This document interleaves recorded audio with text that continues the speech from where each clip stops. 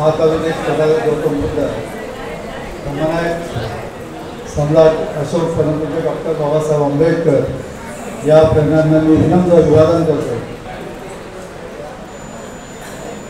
ज्यांच्या मार्गदर्शनामध्ये समता सैनिक दलाला नवा आयाम दिला ते स्मृतिशेष मार्शल ॲडव्होकेट किंवा चिमणकर सर यांच्या स्मृतींना मी विनम्र अभिवादन करतो. माझ्याकडे नावांची मोठी लिस्ट आहे ज्यांची नावं मी घ्यायलाच पाहिजे.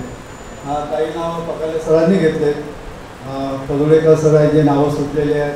आमचे राजेश माटे सर आहेत समता सैनिक दलाचे. वालदे सर, खूप सारी मंडळी आहेत. सॉरी मी आता नाव घेत नाही, त्यांनी बंद केलं आहे. आणि हे माझ्यासोबत नेहमी होत असतं असं अध्यक्ष असलं की सवय. पण तरी फक्त 5 मिनटं घेणार तुमचं. आधी तर मी हे जे रिपब्लिकन फेडरेशन जे उभं झालेलं आहे त्याची एक संयोजन समिती बनवली आहे आम्ही. त्यांची नावं घोषित करतो आणि मला वाटते टाळ्यांच्या कडकडाटात तुम्ही त्यांचे स्वागत करावे. मुख्य संयोजक म्हणून माननीय मिलिंद पकाले सर जे आहेत त्यांचं नाव घोषित करत आहे. सहसंयोजकांची एक टीम आहे मोठी.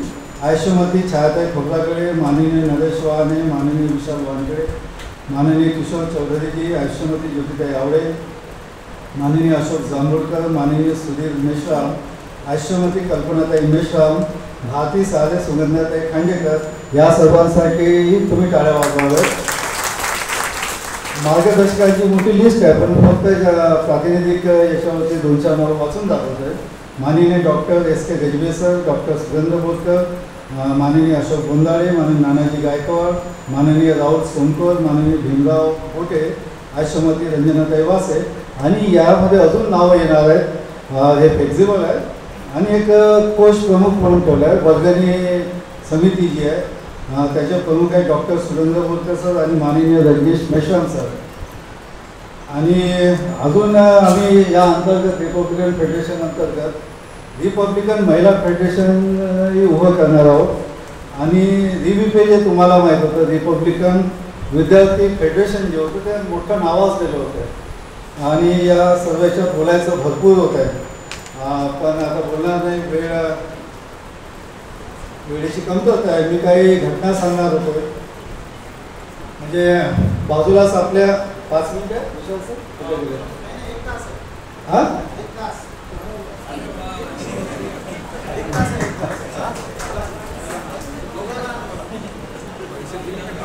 आपण घाबरू नका. 1 तास घेणार नाही मी. भरपूर वेळेपासून तुम्ही उपस्थित आहात. इथे किशोर खांडेकर सर आहेत, पदुळेकर सर आहेत, नितेश भाऊ आहेत आमचे, सुधाभाऊ सोनकर, सुनील वाकोडे सर आहेत आणि म्हणजे अतिशय चांगलं गायक असणारे भानुकुमार सर आहेत, मिलिंद साव सर आहेत, निलेश पाटील सर आहेत जे दशरथ पाटलांचे वंशज आहेत, नरेश काकसांडे सर आहेत, इंजिनियर साखरेजी आहेत, राजेश माटेजी आहेत, अस्मिताताई आवडे आहेत समता सैनिक दलाच्या महिला दिनच्या, ममता गोदले आहेत, वर्षाताई सारे आहेत, रुपेश कांबळे आहेत, सुबोध जंगम आहेत आणि राज बक्षित आहेत, सुरेश घाटे निघून गेले आणि असे भरपूर मंडळी आहेत ज्यांची मी नावं आता घेत नाही. पण मला आठवतं आहे ज्या वेळेस या चळवळीमध्ये काम सुरू केलं आहे बाजूलाच आपला वंदनाताई पण आहे तिथे. धनवटे रंगमंदिर होतं. दीक्षाभूमीच्या आंबेडकर कॉलेजला शिकायला होतं.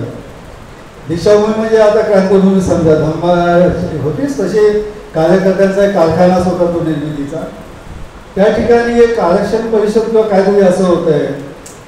कवाळे सरांचं भाषण सुरू होतं आहे. आम्ही सर्व मुलं तिथे ऐकायला गेलो आहे आणि भाषण इतकं म्हणजे त्यांचं जे वक्तव्य असतं ज्यावेळेला गेले होते जे काही आहे आणि प्रचंड ताकद त्यांच्या बोलण्यामध्ये की या देशातला उगवलेला रोजचा सूर्य जो आहे तो आमच्या रक्ताची लाली घेऊन उगवतो आणि रोजचा डुबणारा सूर्य जो आहे आमच्या आई बहिणींच्या रक्ताचे लाली घेऊन म्हणजे मावळत असतो, अंगावर शहारे आणणार आहे.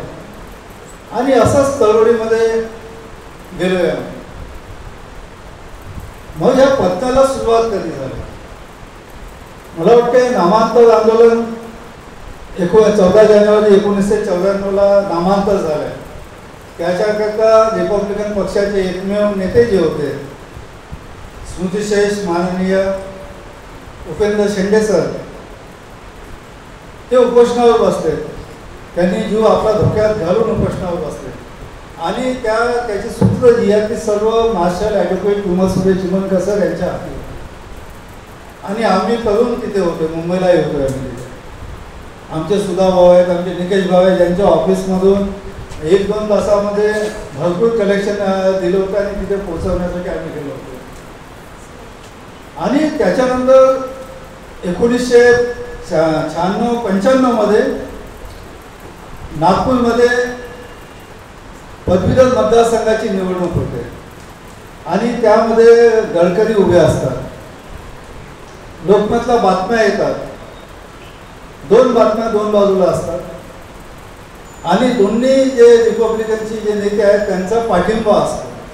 एक माननीय उपेंद्र शेंडे साहेबांच्या पक्षाचा असतो, दुसऱ्याकडे कवाडे सरांच्या पक्षाचा असतो. मी पहिला फोन जो आहे तो उपेंद्र शेंडे साहेबांना लावला आहे. आम्ही त्यांना उपेंद्र भाऊ म्हणायचो. खूप प्रेम केलं त्यांच्यावर, त्यांनी समाजाला भरपूर केलं. या नेत्यांनी त्यांचा काळ जो आहे प्रचंड दिलेला आहे या समाजाला. नंतरचा काळ जो आहे तो आपण बघत आहोत किती वायातपणे ते वाहवत गेले. पण त्यांनी जे दिलेलं आहे समाजाला, चळवळीला जे दिलेलं आहे त्याकरता आपण त्यांच्या ऋणातून मुक्त होऊ शकत नाही. पण मी पहिला फोन उपेंद्र भाऊंना लावला आहे आणि पहिला शब्द निघाला माझ्या तोंडून, तरुण होतोय, आक्रोश होत आहे. साला म्हटलं तुमच्यासाठी म्हणजे आंदोलनासाठी गौतम वाघमारेनं मरून जावं जळून, सुहासिनी बनसोड फासावर चढावं, असे हजारो कार्यकर्त्यांनी मर्म चळवळीसाठी करावं आणि तुम्ही या चळवळीला विकावं. शेंडे साहेबांनी काहीच बोलले नाही, कारण जे काही येतं ते मी एकटा नाही आहे या चळवळीमध्ये. विशाल जसा बोललाय असे हजारो तरुण या चळवळीमध्ये काम करतात, म्हणून चळवळ जिवंत आहे. मी दुसरा फोन लावला, मी त्यांचा खूप आदर करतोय. आदरणीय इमो सर जे आहे, इमो नायगावले सर, त्यांची गाजलेली कविता आहे, जे ऐसे लायकीचे लायकीने वागले, भाड त्यांना भेटली काम त्यांचे भागले. मी इमो सरांना फोन लावला, ते आताही आदरणीय आहेत माझ्याकरता. मी त्यांचा अनादर करणार नाही, कारण त्या प्रेस कॉन्फरन्समध्ये ते होते कवाडे सरांसोबत आणि त्यांचे नाव छापून आले होते, खांडेकर सर त्यांचे नाव आले होते. सर म्हटलं तुमची ही कविता जी आहे अतिशय सुंदर आहे, त्याचं एक मोठं फ्लेक्स बनवू आपण, बॅनर बनवू आणि श्याम हॉटेलच्या बाजूला अगदी लावूया आपण, जेणेकरून आदरणीय कवाडे सरांना ते रोज दिसावं ती कविता. अरे सुनील कसा बोलतोय, घरी ये चहा घेऊ वगैरे वगैरे, म्हणजे आताही जाणे येणार.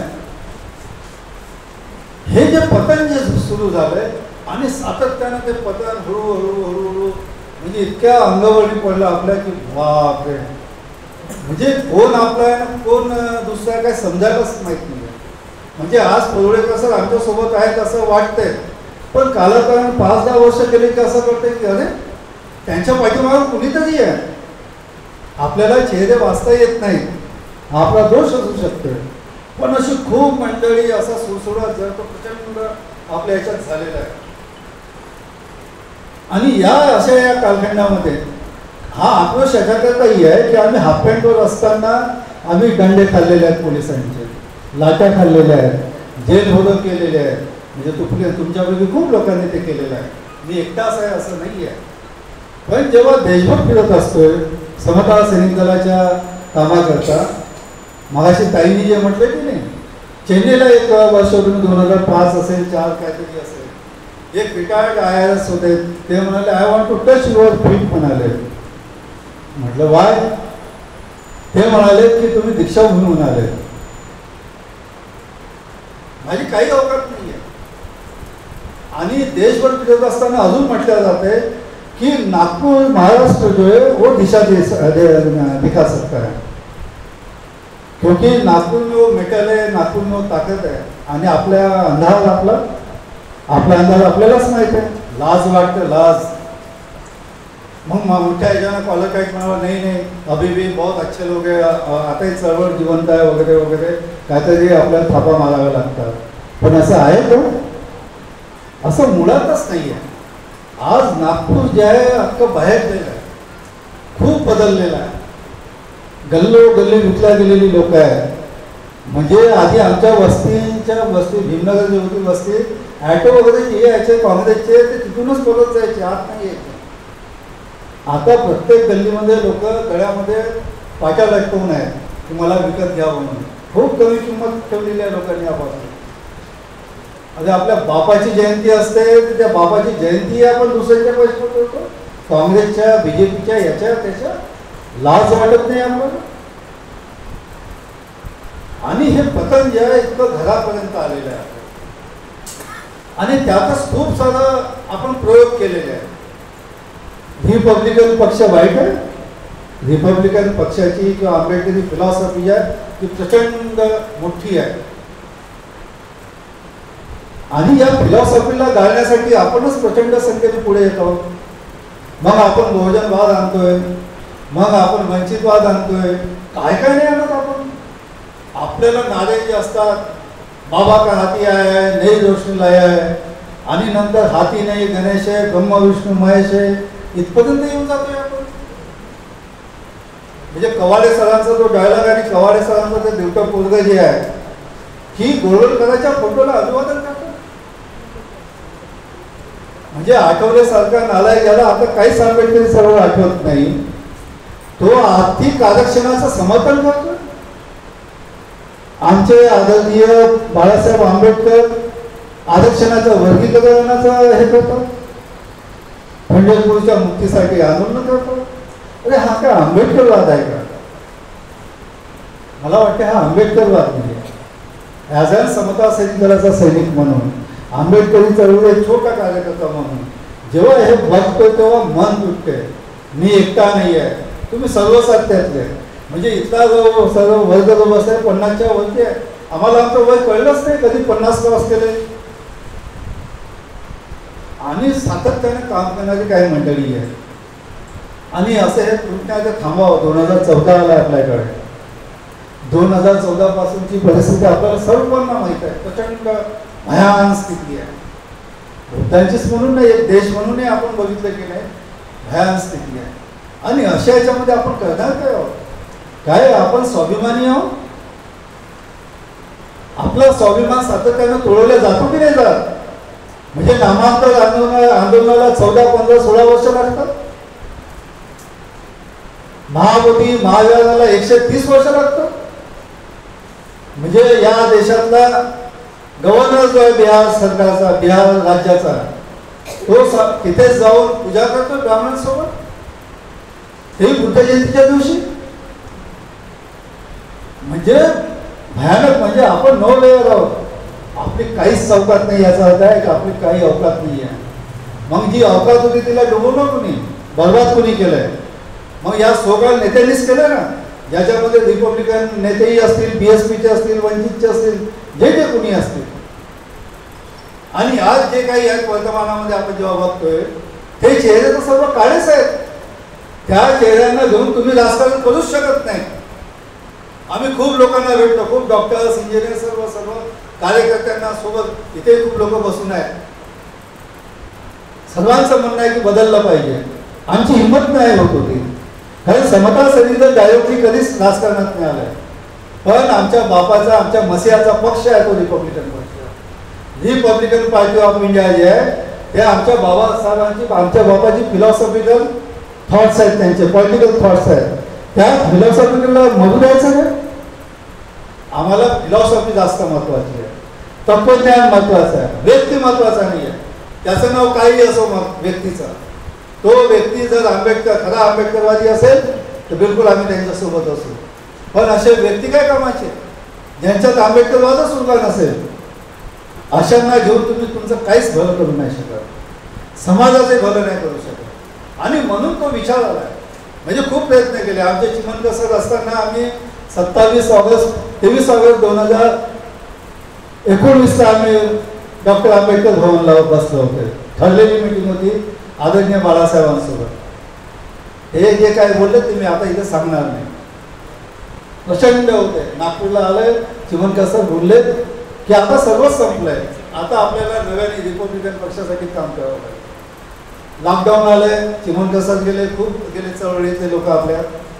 आणि मग लॉकडाऊन संपल्यावर आम्ही पूर्ण देश पाहता घातला. आमचे प्रकाश दार्शनिकचं राष्ट्रीय बौद्धिक प्रमुख आणि मी, आम्ही केरळपासून दिल्लीपर्यंत गेलो, गुजरातपर्यंत गेलो, काही चांगल्या लोकांसोबत भेटलो जे आंबेडकरी चळवळीसाठी काम करतात, राबतात. आणि त्यांना हा विचार सांगितला की रिपब्लिकन पक्षाला पुन्हा उभं करावं लागणार आहे. आणि अशातच पकाले सरांचं सातत्याने येणं होतं आमच्याकडे. 2017 पासून संपर्क तर खूप वर्षांपासूनचा होता आहे की काहीतरी करायला पाहिजे. पण बाळासाहेबांच्याही प्रेमात आम्ही होतोय की बाबासाहेबांचे नातू आहे, प्रत्येकाने त्यांनी आदर करावाच त्यांचा, भेटले तर पायाही पडावं त्यांचं. पण जेव्हा राजकारण किंवा आपल्या तत्वांचा प्रश्न येईल तेव्हा आपण तत्वांसोबत असावं, व्यक्तीसोबत असू नये. आणि मग विचार केलाय की ते म्हणाले की आता इलेक्शन येत आहे, हा चान्स पुन्हा येणार नाही, खूप वर्ष जातील, तर आपण त्याच्यासाठी हा चान्स घेऊया. लोकांना भेटलोय ना, त्या याच्यातून तुम्हाला रिपब्लिकन फेडरेशन दिसतं. चार्ल्स डिकिन्स असं म्हणतात, it is the worst time and it is the best time. जिथं सर्व सुध्वस्त झालेलं आहे, संपलेलं आहे, त्याच्यातूनच आपल्याला नवी गरुड झेप घेता येईल. आणि त्या झेपेकरता तुम्ही सर्व आहात, त्या पंखाला बळ देणार आहे. आणि तुमच्यासारखे अजूनही बाहेर आहेत, वस्त्यांमध्ये आहेत, घरात असतील, त्या सर्वांना सोबत घेऊन आपल्याला काही करता येईल. मार्टिन लुथर किंगनी जे म्हटलं होतं, म्हणजे तुम्हाला सर्वांनाच ते भाषण माहीत आहे, आय हॅव अ ड्रीम, की मी असं स्वप्न बघतोय की काळ्यांचा मुलगा आणि गोऱ्यांचा मुलगा एका टेबलवर बसून जेवण करतील, काळ्यांचा मुलगा गोऱ्यांचा मुलगा बसमधून प्रवास करतील, काळ्यांचा आणि गोऱ्यांचा पोरगा एका शाळेमध्ये एकाच टेबलवर बसतील. मी असं स्वप्न बघत आहे. मग आम्ही असं स्वप्न बघत आहोत की या नाही देशपांडे सारख्या हॉलमध्ये तरुणच असावेत, फक्त 1000-2000, त्या आंबेडकरी चळवळीचे कार्यकर्ता असावेत, प्रामाणिक कार्यकर्ता असावेत. असं स्वप्न बघायला काही वाईट आहे का? ते स्वप्न का बघू नये आपण जर ते स्वप्न नाही बघितलं तर मला वाटतं सर्व जे उद्ध्वस्तपण आहे ते आपल्याला आहेच, आता आहेच, ते थांबणार नाही. मला वाटतं ही जी पिढी आपण जे सर्व बसलेलो आहोत, ही शेवटची पिढी समजतो की आंबेडकरी चळवळीला समजून घेणारी. त्याच्यामध्ये पशिक आनंद आहेत, प्रवीण कांबळे असतील किंवा जे कोणी अजून तरुण मंडळी असेल, पण किती तरुण आहेत, 1, 2, 2, 4. आणि हे सर्व ही शेवटची पिढी आहे. आपण या पिढीने जर आपण काही तरुणांना पुढे आणलंय, मोठे केलंय, नेते बनवलं, नेतृत्व दिलं आणि ते प्रामाणिक असावे बाबासाहेबांच्या विचारांसोबत, अशांना घेऊन आपण काय करू शकतोय का? तर आम्हाला असं वाटतं की यस, आम्ही करू शकतो. आणि त्याच्याकरता प्रामाणिकपणे सर्व आम्ही कामी लागलेलो आहोत. नाव ठरवायलाच 3 महिने लागलेत आम्हाला, काय नाव ठेवायचं. आणि माहीत होतं की विकल्या जाणार, हे होणार. विशाल सर त्या व्हॉट्सअपवर जे फटाके फोडतात ना, त्याच्यावर जाऊ नका. व्हॉट्सअपवर फटाके फोडणारे काही कामाचे नाही आहे. जे आहे ते इथे बसलेले जे ग्राउंडवर काम करतात ती जास्त महत्वाची माणसं आहेत आणि ते या चळवळीला पुढे घेऊन जाणार आहेत, हे नक्की आहे. आणि याकरता आपण सातत्याने जे आहे काम करूया. बाबासाहेबांचा जो मॅनिफेस्टो होता, इंडिपेंडंट लेबर पार्टी करता 1936चा, SCFचं होतं 1942, RPI 1957, तो मॅनिफेस्टो आणि स्टेट आणि मायनॉरिटी जी आहे त्याला विसरून गेलोय आपण. खूप काम करायचं आहे, खूप काम बाकी आहे. आणि अशा वेळेस मॅजिनीने जे म्हटलं, बाबासाहेबांनी रामेटे गांधीजीनामध्ये जे म्हणतात Babasaheb, you may kill men but you cannot kill great ideas, असं मॅजिनी म्हणतात. बाबासाहेब नाकारतात, बाबासाहेब म्हणतात तसं नाही होत. त्या महापुरुषाचे विचार संपले की तो माणूसही संपतो. माणूस संपला, माणसांनी उभं केलेल्या ज्या संस्था असतात, विचार असतात, इन्स्टिट्यूट असतात, त्याला काही चांगले फॉलोअर्स मिळाले तर हजारो वर्षापर्यंत तो विचार जिवंत राहतो म्हणतात, असं बाबासाहेब म्हणतात. आणि आपण बाबासाहेबांचे फॉलोअर आहोत, तथागतांचे फॉलोअर आहोत. 2500 वर्षापासून तथागत जिवंत आहेत. बाबासाहेबांचा विचार राहील की नाही राहील, मग आपली ड्युटी आहे. हा विचार हजारो वर्षापर्यंत आपल्याला जिवंत ठेवायचा असेल तर आपल्याला बाबासाहेबांनी ज्या संस्था उभ्या केल्या, जे इन्स्टिट्यूट दिले, ज्या पार्टी दिले, पक्ष दिले, ते भारतीय बौद्ध महासभा असेल, समता सैनिक दल असेल, रिपब्लिकन पार्टी ऑफ इंडिया असेल, याला जर जिवंत ठेवलं तर बाबासाहेबांचा विचार हजारो वर्षापर्यंत जिवंत राहील असा आमचा विश्वास आहे. आणि त्या विश्वासातून आम्ही हे सगळं उभं केलेलं आहे. याला आपण हात द्यावा, लोकांना बोलावं, प्रपोगेट करावं, सांगावं, तुमच्यापुरतं नका ठेवू तुम्ही ते. कारण आम्ही जेव्हा हे डिक्लेअर केलं, जेव्हा सुरू झाल्या मिटिंगा, तर काही आघाड्या ऑलरेडी आता एक मिटिंग सुरू आहे रवी भवनला. काल परवा एक आघाडी डिक्लेअर झाली, अजून एक येणार आहे. 4-5 आघाड्या कशाच आल्या. समाजाला विनंती आहे की समाज आता तो चुजी बनणार आहे की नाही, समाज निवडणार आहे की नाही, की समाज कुणाही सोबत जाणार आहे.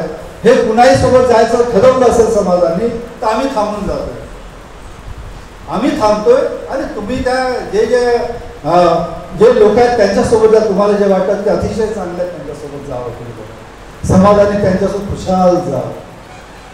आम्हाला हे वाटलंय की ही जी चेहरे आहेत आता जे घेऊन जाणार आहेत ते कामाचेच नाही आहे. 1 ते 10 पर्यंत कामाचे नाहीत, सर्व विकाऊ आहेत. अशा काळामध्ये आम्ही हे सर्व लोक जे दिसतात प्रातिनिधिक आहोत, पाठीमागे खूप सारे लोक आहेत. त्या सर्वांचा जो विश्वास आहे त्या विश्वासाला तडा जाऊ देऊ नका. हे जे सर्व उमेदवार असतील, समाजाचे उमेदवार असतील, या आपलं नागपूर शहरामध्ये जगातले 4थ्या क्रमांकाच्या झोपडपट्ट्या आहेत. आपल्या याच्यामध्ये 34% लोक ज्या झोपडपट्ट्यांमध्ये राहतात आणि त्यांच्याकडे राहण्याचं साधन नाही आहे, पाणी नाही आहे, खूप सारं अवस्था आहे. आणि 3,000 करोड काहीतरी ज्या व्यापाऱ्यांचे माफ करत आहे सरकार, त्यांच्याकडून घ्यायला पाहिजे. तर कर्जरूपामध्ये माफ करण्याचा प्रश्न नाही आहे, ते घेऊन झोपडपट्ट्यांचा सुधार करण्यात येऊ शकतो आपल्याला. हे सर्व करायचं आहे आणि हे करण्यासाठी राजकीय ताकद लागत असते. आणि फक्त महानगरपालिका आमच्या डोक्यात नाहीच आहे, पण या महानगरपालिकेतून जे लोक करून येतील, हा जो विचार जो आहे स्वाभिमानाचा, हा जो विचार आहे तो आपल्याला उद्याच्या स्वातंत्र्याचा, हे सर्व विचार घेऊन जाणारी एक पिढी आपण निर्माण करू शकतो या निमित्ताने. तर मला वाटते आपण खूप काही केलं, मिळवलं असं होणार आहे. मी तेच थांबतो. जय भीम, जय बुद्ध, जय भारत.